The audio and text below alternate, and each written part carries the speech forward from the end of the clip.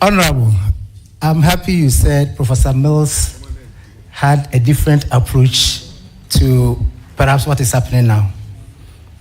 Professor Mills is somebody I respect so much. He was my lecturer for 2 years at the university. And when he was the vice president of this republic, I was then in the military, and we had a lot of. But, madam, in 2009, specifically, 31st January 2009, 420 army potential recruits who had been issued with letters, who had gone through all the processes, because I was in charge of those processes, and I know that in February 2008, there were publications, advertisements in the Daily Graphic, Ghanaian Times. We followed that up in April with letters to prospective candidates. We did regional screening in June 2008. We started medical exams in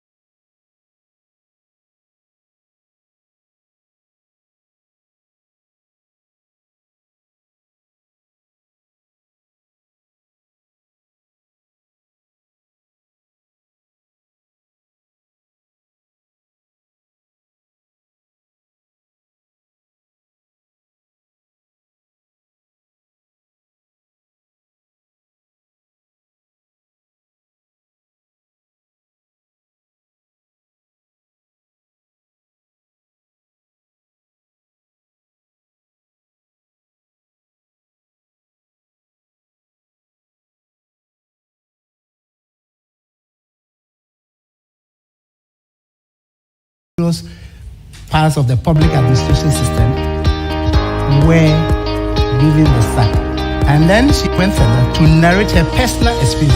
That's why I wanted to draw her attention that indeed, if she was in Ghana, I'm saying that 31st January 2009, 420 army recruits who had been given letters and had assembled at the Elwa Stadium were to report for training, but they were given the sack. And that was during the tenure of President Mills and then the vice presidency of His Excellency John Dramani Mahama.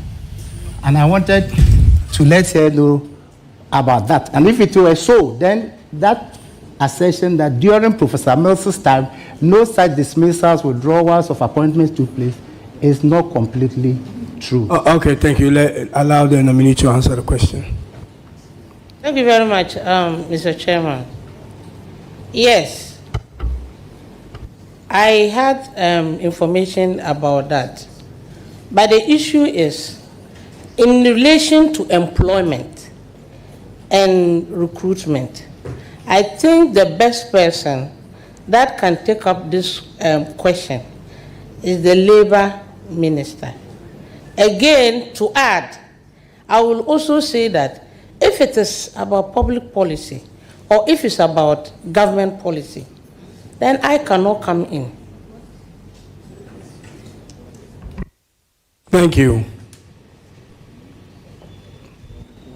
Mr. Chairman, I think I have my last question to ask. I've asked 2 questions and 2 follow-ups, so my last question. All right, please, go ahead. Honorable... please go straight to the question, please. Yes, I will.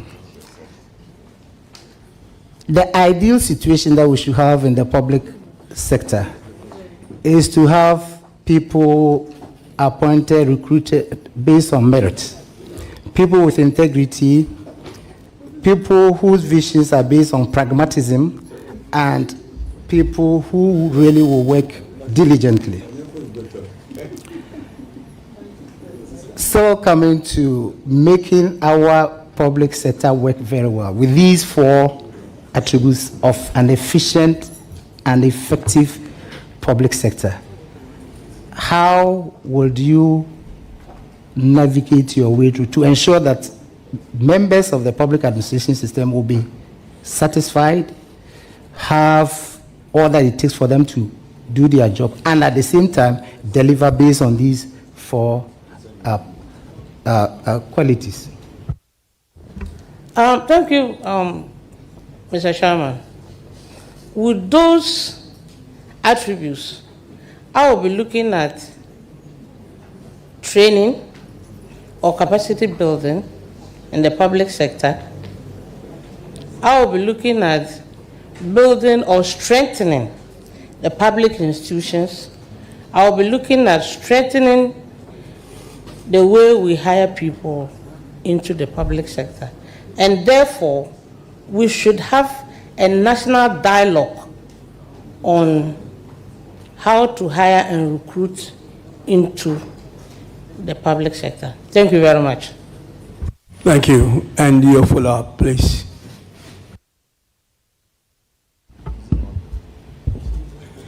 My dear sister, Honorable, I said, because of Sandema and Boko, we are allies. And I want you to succeed. That's why I'm asking these questions, which really may engage your attention, because I have worked in the public system throughout the greater part of my career, and I know some of the concerns of those who work in the public system.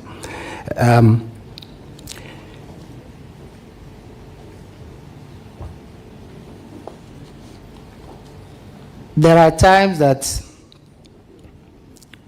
you will be confronted with practical issues. These issues will be based on what the system thinks, oh, this is how we've been going about things, this is how we've been doing it, and you've come, you want to change it and all that. When you are faced with such challenges, would you want to just say, oh, if that is how you've been doing, let's go ahead and continue that way? Or you try your best to think outside the box and meet the resistance, knowing very well that the resistance could also be catastrophic to you and to the system? Thank you, Mr. Chairman, for that brilliant question from my own brother. I have learned, I have been through the public sector for almost 27 years. I have learned that there are people at the public sector, we call them MBA. They do things, they believe that you should do things the way they want you to do. That is bureaucracy. And I think that there should be communication. You communicate the goals, that the reason why you want to change. You should use innovative ways to let them understand that they need to change the way they do things. And again, you should dialogue with them. I believe if you have clear communication goals, they will understand and go by your way. Thank you very much. Thank you very much. I would now like to come on my right. Honorable Saibu, you may take the floor. Mr. Chairman, let me thank you for the opportunity. And Honorable Nominee, my sister, congratulations. Thank you, my brother.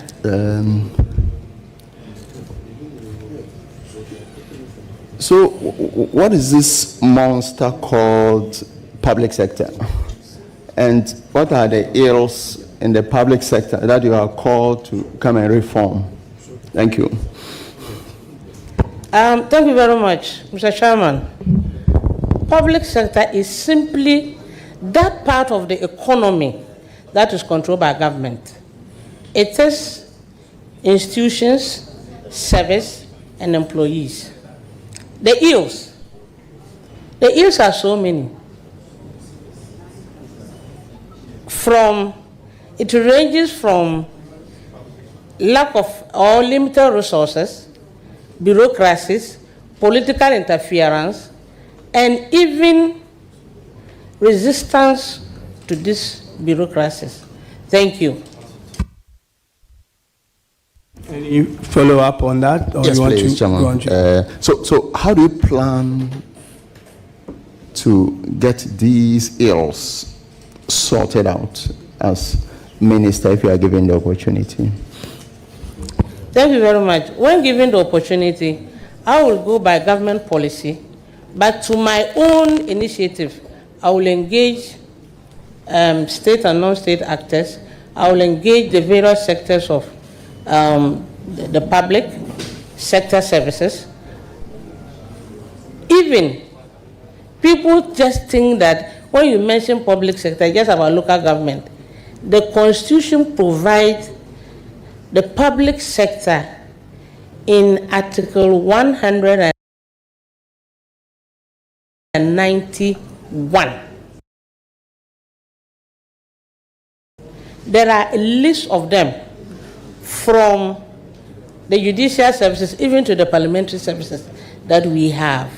So for me, we are going to look at strengthening the institutional framework. We are going to look at how we can manage with our listener resources.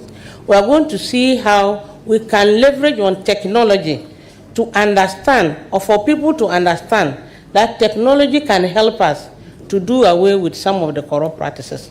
Thank you very much. Please go ahead. Thank you. Sustainability of the program. Can you tell us how impactful and sustainable? You have alluded to many ills. Tell us how sustainable and impactful that these will be. Thank you very much, Mr. Chairman. There's a roadmap that has started from the National Action Plan 1. Today we are in National Action Plan 5.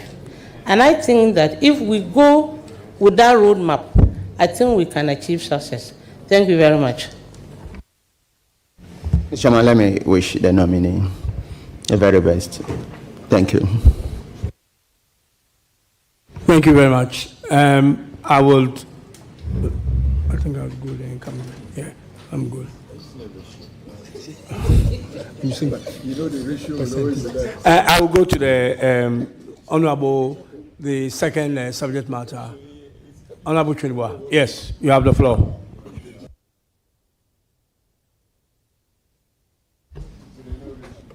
Thank you, Chairman. Honorable nominee, congratulations on your nominations. Thank you very much, my brother. I have got a few questions for you. I believe you would be able to give me the responses needed. So, Honorable nominee, I believe you know there has been significant work done by the previous administration in transforming the public sector. And the key tool that has been used is through what we call e-governance or digitalization. And I'm sure you are conversant with the name when we talk about digitalization. This has led to successes like the Ghana Gov platform, as we know, the paperless port system, GRA payments, which is digitalized, and so on and so forth. All these have been done to make sure the public sector works, and it has even gone beyond the public sector, like we have the national ID and so on and so forth. Do you believe that digitalization and e-governance is indeed the way forward to transforming the public sector? Do you believe in that? And if you do, what will be the new frontiers for you? Because a lot of work has been done already in terms of e-governance. If you believe in it as the way to transform the public sector, what would be your own new frontiers? I want us to hear from you. Which areas, what are you going to do in terms of e-governance if you believe it is the way forward? Thank you. Thank you, Mr. Chairman, and thank you for that question. Yes, I do. I do believe that digitalization is the way to go. Yes, some work has been done. The gift mix system, the current payment system, but that is not enough. I am here to strengthen what has started already, to strengthen all the digital platforms that has been started already. You know that there are offices or there are some departments. For example, Shraj. They don't even have enough computers. They don't have workable computers that you can just transfer one file to the other. So it is my responsibility to continue from where you started and make the public sector efficient, modern, and robust. Thank you. Okay, Mr. Chairman, I Now, your just... second or your follow-up? Yeah, a follow-up, a clarity, more or less. So Honorable Nominee, thank you. I just need a bit of clarity. You know, you talked about getting computers for certain departments and so on. Yeah, computers, they are basics to work with, you know, in this modern world. But I wanted to understand really, like I said, we have the Ghana Gov platform, we have the paperless port system, we have the GRA payments now, digitalized, and these are the programs. Even if you go further, I talked about national ID, mobile, whatever, operability, and all these. What would be your own new channels? What are you going to do? Computers are basics. What is on your mind? What have you planned in terms of e-governance? What is on your mind? Thank you very much, Mr. Chairman. I cannot work alone. I have to work with the communication ministry. I have to work with other government ministries and agencies so that the work will be done. Thank you. So there's going to be a collaboration between agencies, ministries, and other public service officers. Thank you. Thank you, Chairman. Yeah, that's your response. Not fully convinced if, maybe you need to think through to... Honorable, please go to your next question. Thank you. Thank you, Chairman. Thank you, Chairman. Honorable Nominee, my second question, you know there's a budget that is scheduled to be presented soon. We've heard of 11th March. I'm sure you are aware. So this budget definitely is going to allocate funds to various ministries, agencies, and what have you of the government to promote their programs for the year. Your ministry, which seeks to reform the rest of the ministries, okay, what comes to mind when you anticipate such a budget reading coming up? What sort of budget lines or budget items would you expect to be aligned to your reformist ministries? In your own view, what would you require to be able to succeed in your new reformist sector? What really do you think that should be allocated to you? I'm not talking about numbers, but in terms of focus areas, what do you expect to be allocated, to you? Thank you very much, Mr. Chairman. Sorry, Honorable Member, know that the nominee is not here to basically tell us what is to come in the budget. Her responsibility this morning is to basically tell us how competent she is for the job that she's going to do. So let's not make it too technical, please. Thank you, Mr. Chairman. In fact, the question I'm asking is really innocent. It's not technical at all. What I'm saying is you are coming into a ministry, a reformist ministry, and you have a plan on your mind. I'm sure once you were called and informed that you were going to be given this ministry, then you would have a plan on your mind that I want to do A, I want to do B, I want to do C.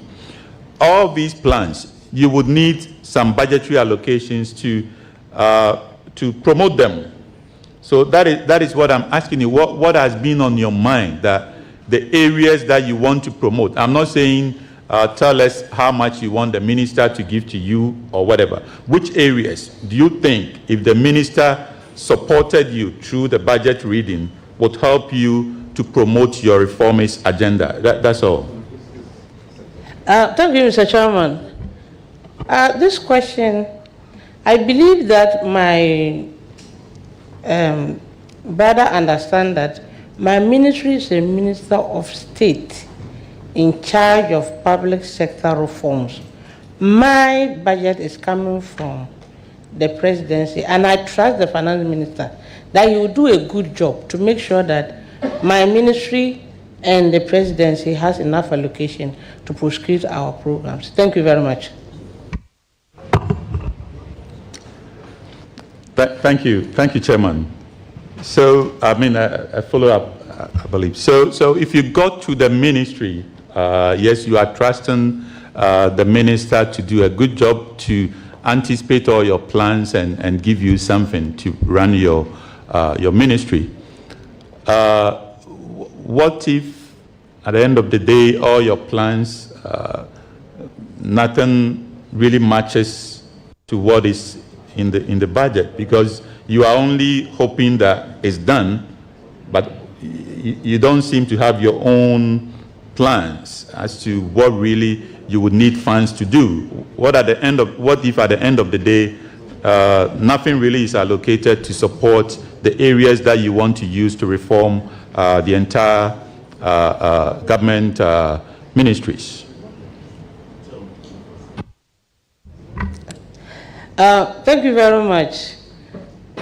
I don't think that His Excellency the President John Mahama will appoint me as a minister-designate and will not inform the finance minister to make allocation that is necessary for the running of the ministry. I believe that the discussions have gone on, and therefore I trust that my office or my ministry will be given the necessary allocation to run the programs of the ministry. Thank you. Thank you very much. You have a last question, I believe. Last question, please. Thank you, Chairman. Honorable nominee, your ministry is really one that can make the difference in terms of the entire public sector. Okay. Do you believe in performance-based accountability, i.e., certain performance objectives, certain performance targets for every civil servant, and ensuring that their various ministries assess them, and at the end of the day, based on balanced scorecard, either promote or demote or reward them or otherwise? Do you believe in such performance-based accountability for the entire civil service? It is something that you are ready to drive? Thank you, Mr. Chairman. Of course, if you go to a ministry and you are working with people, there must be performance. There must be appraisals. I want to see motivation and productivity. And you can't get productivity without motivation. The two of them go together. So once we are interested in productivity, we should be able to reward people who are working well. And how do you reward people? You have to use appraisal system. You have to use monitoring and evaluation. Thank you very much. Yeah, that's a follow-up. Thank you. So how would you go about it? Where would you start from at all? It's a big space. You're telling us, given the timelines, what is your plan to get it starting and getting it working practically? Thank you very much. We'll be looking at key performance indicators. We'll be looking at giving them a good working environment. We'll be looking at training, and capacity building. Thank you. Thank you very much. I have a follow-up. Yeah, please go ahead, follow up. Yeah, go ahead. Chairman, thank you very much. Madam Nominee, as you may be aware, the previous government started some reforms in the public sector. Indeed, if I recall, there was a minister also in charge of public sector reforms. Is your assurance to this committee that you start from where they left off? Is that your assurance to the committee? Thank you very much. Yes. Thank you very much. Yeah, I think you've exhausted your questions. Where you left off. No, you please.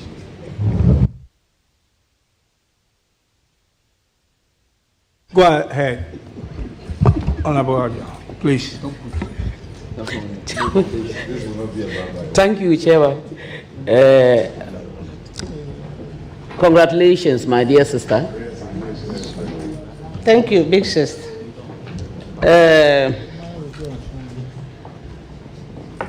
Your ministry is the public sector reform area. I want you to tell me what public sector reform means.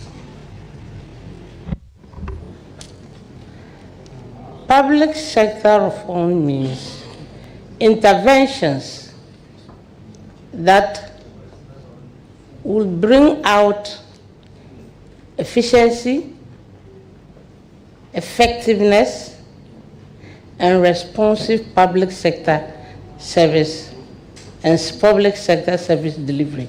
Thank you. My second question is, in your response to one of the questions, you mentioned GIFMIS. And I know very well that GIFMIS is a system that has come up to help actually in monitoring and curbing the issue of some leakages, losses, and what have you. But if you go back to our districts, you realize that at a point in time, there are some of the activities or some payments that are normally supposed to be made, and the officers there will tell you, especially budget, they will tell you that unless they get a response from Accra, they will not be able to make that payment. They have to get the input from Accra.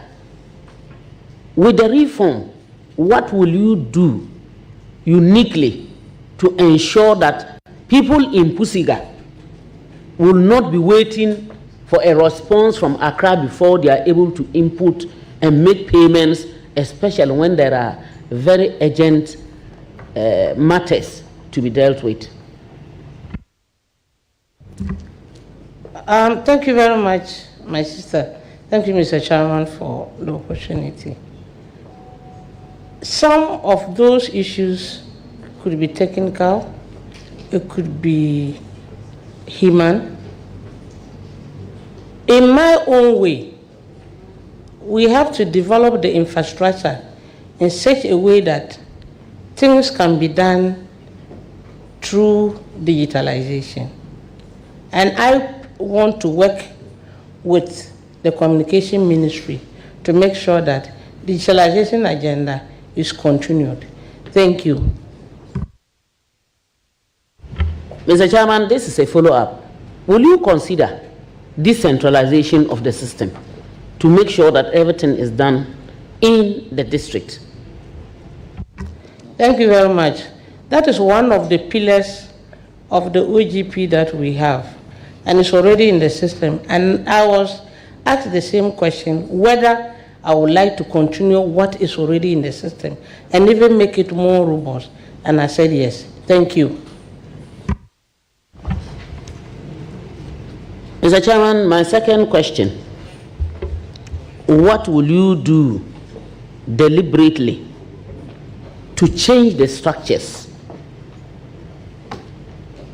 that are being used in some of the public sectors where you realize that, oh, maybe this activity should have been taken at such and such a level or by such and such a group of people, and yet where it is for now is not the best. What will you engagement with the sectors involved so that we can to understand ourselves that things can be done differently using technology, and it's faster to use technology. Again, the other sect ministers, so that we have that the women sometimes